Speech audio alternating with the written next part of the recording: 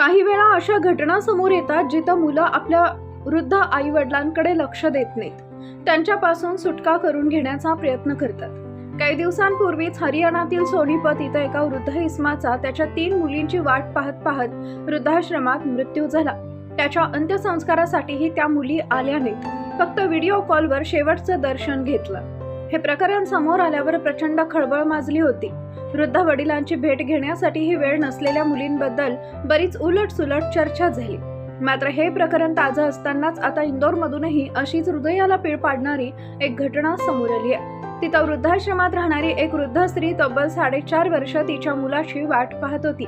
मी 2 दिवसात येतो असं सांगून जो मुलगा निघून गेला होता, तो मात्र कधीच आपल्या या वृद्ध आईला परत नेण्यासाठी आलाच नाही.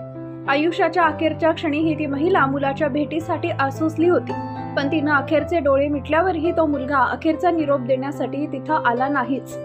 85 वर्षीय सरिता नारायणे यांना त्यांचा मुलगा जानेवारी 2022 मध्ये इंदूरमधील निराश्रित आश्रमात सोडून गेला होता.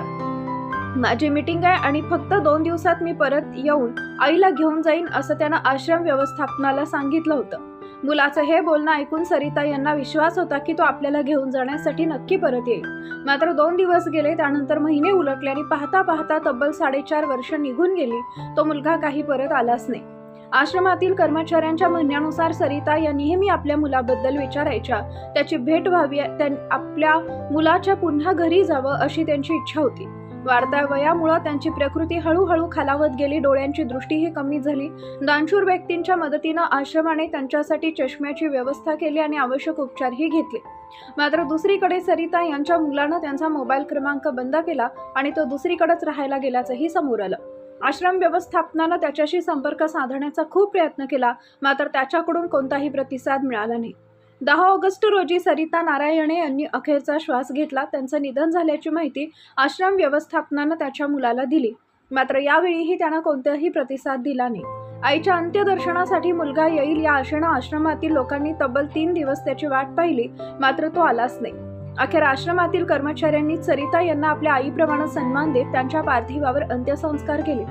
आश्रम व्यवस्थापनाच्या लोकांनी दिलेल्या माहितीनुसार त्या मुलानं सरिता यांचं घरही विकलं होतं. त्यानंतर त्यानं आपल्या आईशी संपर्क पूर्णपणे तोडला.